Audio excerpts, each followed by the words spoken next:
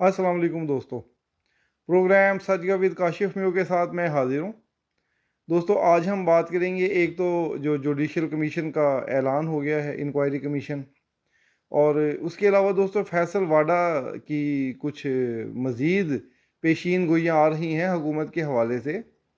और महंगाई पर बात करेंगे, कुछ दोस्त सवाल करेंगे कि महंगाई कैसे कम हुई है। और दोस्तों, आज ये मैं आपको बताऊंगा, एक देवदास फिल्म का एक सीन था, वो मौजूदा सूरत हाल के मुताबिक कैसे फिट बैठता है। इसको तो फिल्मी, बड़ा ये फिल्मी सा अंदाज हो गया। तो तहरीक इंसाफ के वावेले जो मच रहे हैं, वो काफ़ी कहानियाँ बता रहे हैं, और जो उनके जो मातम जो चल रहा है, उनका जो हवाइयाँ उड़ रही हैं चेहरे से, जुडिशल कमीशन के ऐलान से पहले से ही उड़नी शुरू हो गई थी, क्योंकि वो उनका वो जो एक और तीर भी, ये भी बैकफायर कर गया। तो दोस्तों, इसी के ऊपर हम बात करेंगे। तो हस्बे मामूल बाकायदा आगाज़ करने से पहले जिन दोस्तों ने चैनल सब्सक्राइब नहीं किया, वो चैनल सब्सक्राइब कर लें, वीडियो को लाइक भी करें और शेयर भी करें। तो जी दोस्तों, हम बाकायदा आगाज़ करते हैं। खैर, सबसे पहले और सबसे अच्छी बात तो यह है कि दोस्तों, जो नाम मैंने आपको बताया था 2 दिन पहले, क्योंकि 2-3 नाम चल रहे थे, और उसके बाद इन जज साहब से भी पूछना था कि आया वो आमादा होंगे या नहीं होंगे, तो फिर ही कोई हतमी होना था। तो जो 2-3 नाम लिए थे मैंने, एक इनका तसद्दुक जिलानी साहब का लिया था, नासरुल मुल्क साहब का लिया था, कि जो उस मीटिंग में ज़ेर बहस आए थे। तो आज तसद्दुक जिलानी साहब का नाम का ऐलान हो गया, और ये कमीशन जो है ना बन गया है, उसके TORs भी बन गए हैं। तो हमारी एक और ख़बर ठीक हुई, शुक्र है अल्लाह का, कि मालूमात ज़्यादा मिलती हैं, उसकी बुनियाद पर ही बात करता हूँ, तो ठीक भी हो जाती हैं। खैर, अच्छा दोस्तों, अब ये कमीशन तो आज ऐलान हो गया, लेकिन इसके कमीशन के ऐलान होते ही जो तहरीक इंसाफ के ऊपर वो जो है ना, यानी वो जो मिली भगत थी, जिसको मैं आपको पहले दिन से कह रहा हूँ कि ये एक प्री प्लान मूव है, ये कोई अचानक नहीं उठ गया। और कल मैंने बड़ी तफसील से इस पर बात की थी। तो जजेस और तहरीक इंसाफ की वो जो हंडिया थी, वो जो मिक्स अचार बनाने की कोशिश कर रहे थे, वो बीच चौराहे में टूट गई है, और ये सब बेनकाब हो गया। आपको मैंने ये भी बताया था कि इन जजेस के पास कोई भी ऐसे ठोस शवाहिद नहीं है जिसको वो साबित कर सकें, या जिसको बता सके कि कहाँ पर दबाव डाला गया। इसीलिए जब उनकी मुलाकात हुई थी ये चीफ जस्टिस के साथ, तो वहाँ पर भी कुछ नहीं पेश किया गया। जब ये सुप्रीम कोर्ट के जजेस का फुल कोर्ट रेफरेंस हो रहा था, उसमें भी ये बात ज़ेर बहस आई, और उन जजेस को बताया गया, बाकी को भी, कि इन्होंने कोई भी ऐसा ठोस सबूत नहीं दिया कि जिसकी बुनियाद पर कोई नोटिस लिया जाए या खुद नोटिस लेकर कार्रवाई की जाए। इसीलिए वो मामला हुकूमत की तरफ रेफ़र किया गया कि इसके ऊपर अब आप कुछ कार्रवाई करें। दोस्तों, तहरीक इंसाफ ने का ये दूसरा तीर है जो इलेक्शन के बाद बैकफायर हुआ है। लियाकत चड्ढा को आप जानते ही हैं, वो जो डिप्टी कमिश्नर था, कमिश्नर रावलपिंडी। लियाकत चड्ढा कमिश्नर रावलपिंडी ने इल्ज़ामात लगाए कि जनाब हुकूमत ने बहुत जो है ना, इस्टेब्लिशमेंट ने, नाम तो नहीं लिया उसने, लेकिन जी बस धांधली हो गई, ये हो गया, वो हो गया, ये बड़े सबूत हैं, और वो उसके बाद कोई नहीं। दूसरा, अब उन्होंने जजेस के ज़रिए एक और काम करने की कोशिश की है। वजह सिर्फ और सिर्फ वही है, मैं आपको बार बार कहता हूँ और बार बार कहता रहूँगा, कि इमरान खान बैरूनी एजेंडे पर है, और इमरान खान को जो यकीन है कि 5-6 माह के बाद हुकूमत गिर जाएगी, ये सब उसी का पेश खेमा है। ये हुकूमत को डिस्टेबलाइज किया जाए, अदम इस्तेहकाम किया जाए।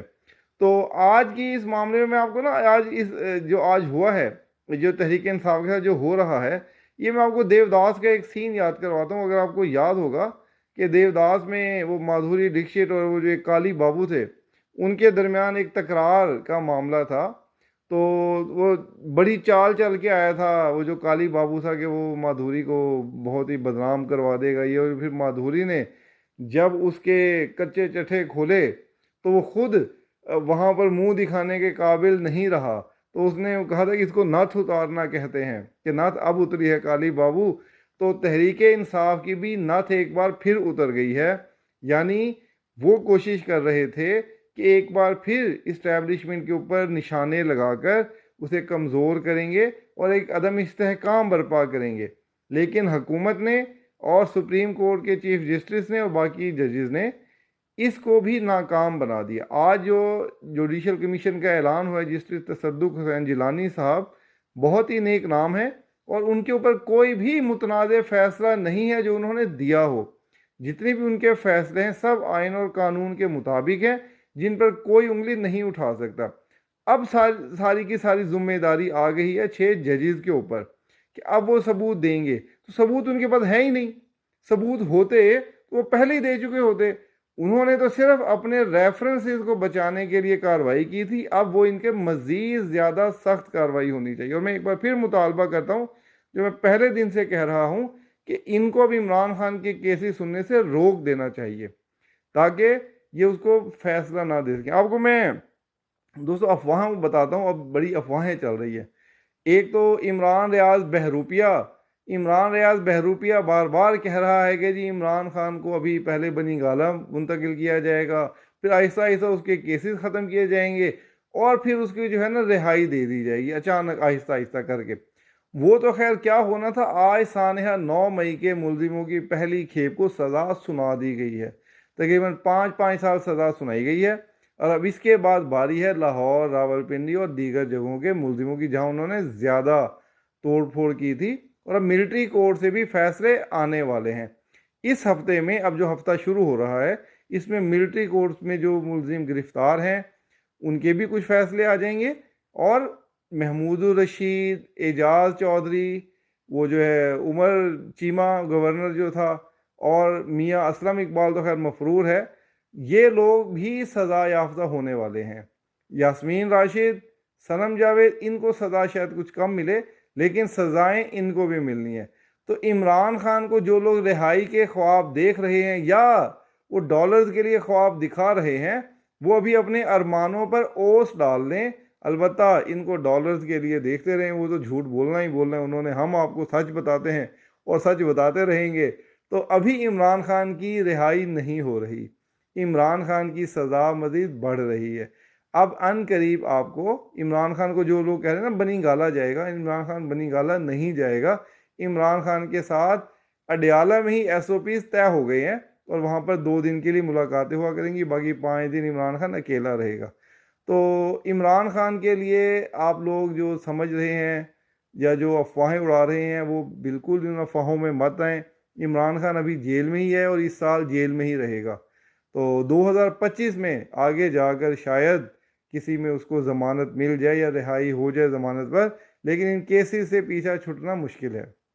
तो दोस्तों दूसरी अफवाह ये चल रही है कि फैसल वाडा ये कह रहा है कि जी ये हुकूमत भी बस 1.5-2 साल के बाद हो जाएगी, और आसिफ जरदारी मुफाहमत का गुरु, और वो जो है ना बस काया पलट देगा।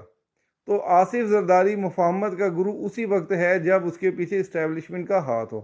तो जरदारी साहब अब उस तरह के गुरु नहीं रहेंगे। वो ऐवान सदर पहुँचे हैं, अपने उनके वोट पूरे नहीं थे, और वो इस हुकूमत के साथ मुआहदा करके और बातचीत करके चले हैं। तो फैसल वाडा की ये खबर गलत होगी। मैं आज ऑन रिकॉर्ड आपको बता रहा हूँ, बड़ी ज़िम्मेदारी के साथ बता रहा हूँ, कि फैसल वाडा का ये ख्याल कि 1.5-2 साल बाद या 2.5 साल बाद ये हुकूमत ख़त्म हो जाएगी, 100% गलत होगा। मेरे इसका आप नोट कर लें, मेरे इसको स्क्रीनशॉट ले लें, इसका क्लिप रिकॉर्ड कर लें कि ये हुकूमत 2.5 साल बाद नहीं बल्कि 5 साल पूरे करेगी, और शहबाज शरीफ की ज़ेर क़यादत ही करेगी। इस हुकूमत ने बहुत अच्छे अच्छे काम हो रहे हैं। मैंने आपको कल भी बताया। तो दोस्तों महंगाई के ऊपर बहुत बात हो रही है। मैंने कल बात की थी कि महंगाई कम हो रही है, तो कुछ दोस्तों ने इस पर बहुत जो है ना अपना एतराज़ भी किया कि जी कहाँ कम हो रही है। तो दोस्तों बात यह है कि महंगाई जो है ना कम होने के जो अशारिये हैं, जैसे अब रमज़ान से पहले देखें कि कीमतें, प्याज, टमाटर, इनकी कीमतें कहाँ थी, फलों की कीमतें कहाँ थी, वो कीमतें कम हुई हैं। दूसरा, स्टेट बैंक ने ये कहा है कि अब हमारी, क्योंकि महंगाई हमारी कुछ कम हुई है, अब वो 21-22% पर आ गई, वो 38% पर थी, वो अब कुछ कम हुई है, तो अब वो शरह सूद भी कम हो गई। ये वाज़ेह इशारा होगा, जब 2 माह के बाद शरह सूद कम हुई तो इस बात का इकरार होगा कि हाँ जी हमारे मुल्क में महंगाई कम हो रही है, और इसने कम होना है। तो दोस्तों ज़र मुबादला ज़खायर में हमारे वही दोस्त हैं फ़याज़ साहब, उन्होंने मुझे मैसेज भेजा। तो ये पैगाम सर मेरे फ़याज़ साहब के लिए है कि वो कह रहे थे कि जी इमरान खान के दौर में 2021 में जब हुकूमत ख़त्म होने से पहले ज़र मुआदला के ज़खायर बहुत अच्छे थे और अब उतने अच्छे नहीं हैं। तो मैं ये फ़याज़ साहब को भी बताना चाहता हूँ कि 2017 में 18 में जब हुकूमत गई थी उस वक्त के ज़र मुआदला के ज़खायर और इमरान खान के में देखें तो बड़ा वाज़ेह फ़र्क था। उस वक्त ज़्यादा थे। 5 साल बाद फिर वहीं पर पहुंचे थे हम बड़ी मुश्किल से। अगर हमारी वो हुकूमत ख़त्म ना की जाती, जनरल बाजवा और जनरल फैज़, जिन्हें मैं कौमी मुजरिम कहता हूँ, कि उन्हों की वजह से ही ये सब एक भूचाल आया है। अगर वो ना करते तो शायद ज़र मुबादला ज़खायर मज़ीद बेहतर होते। अब ज़रूर कम है लेकिन ये आगे इसमें बेहतरी आएगी और इंशाअल्लाह ताला ये सूरत हाल बेहतरी की तरफ जा रही है। प्राइवेटाइजेशन पर भी बात की थी दोस्तों, उस पर भी कुछ लोगों ने एतराज़ किया, मुझे मैसेज भेजे कि जी ऐसे नहीं होता। तो उस पर मैं अगले वीलॉग में बात करूँगा इंशाअल्लाह। तो आज के लिए दोस्तों इतना ही काफ़ी, इसको मैं अब सम अप कर देता हूँ। इमरान खान कहीं नहीं जा रहा, इमरान खान जेल में ही रहेगा, इमरान खान बनी गाला शिफ्ट नहीं हो रहा। फैसल वाडा की ये खबर कि हुकूमत 2-2.5 साल के बाद ख़त्म हो जाएगी 100% गलत साबित होगी। ये हुकूमत 5 साल पूरी करेगी और शहबाज शरीफ की ज़ेर क़यादत ही पूरी करेगी।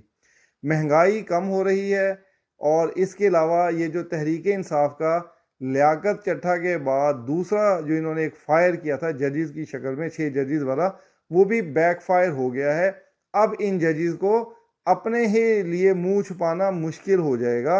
ये कोई सबूत अब इन्हें देना पड़ेंगे वरना इन्हें इस्तीफ़ा देना पड़ेगा। तो गालिब इम्कान है कि इस्लामाबाद हाई कोर्ट में मज़ीद कुछ नशिस्तें खाली होने वाली हैं जिन पर मज़ीद जजेस लगाना पड़ेंगे जो कि अच्छे जजेस होंगे। तो इसके साथ ही दोस्तों मुझे इजाज़त दीजिए। अपना बहुत सा ख्याल रखिएगा। शुक्रिया। अल्लाह हाफ़िज़।